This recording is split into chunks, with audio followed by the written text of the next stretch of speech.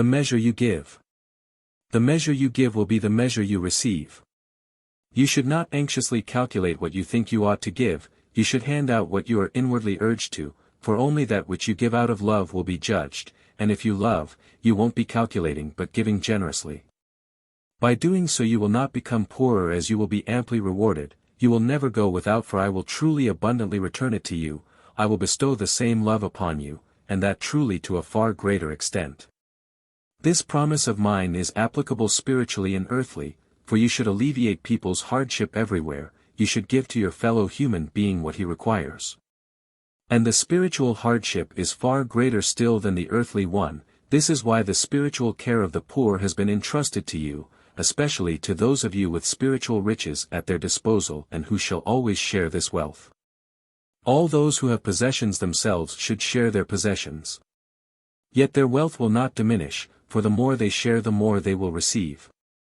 I can only grant spiritual wealth, and thus also give the assurance that I will not let them go without, to people if they comply with my request to consider their fellow human beings, because they lack what they need to help them attain beatitude. Anyone who shares earthly possessions acquires spiritual wealth and, at the same time, also receives earthly possessions according to requirement. And the wealthier he is the more generous he can and should become, for it will be a blessing for him as well as for the needy. Love will flare up brightly, because every expression of love awakens love in return, and because, where love is kindled, I myself can be and thus distribute my gift without limitation.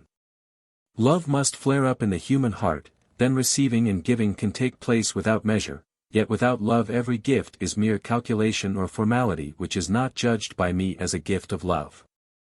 Let your fellow human beings' hardship speak to you.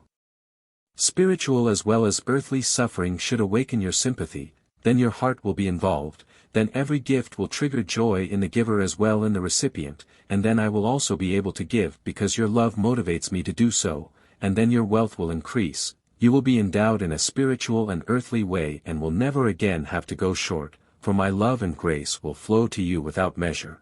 You may receive without measure according to my promise, the measure you give will be the measure you receive. Amen.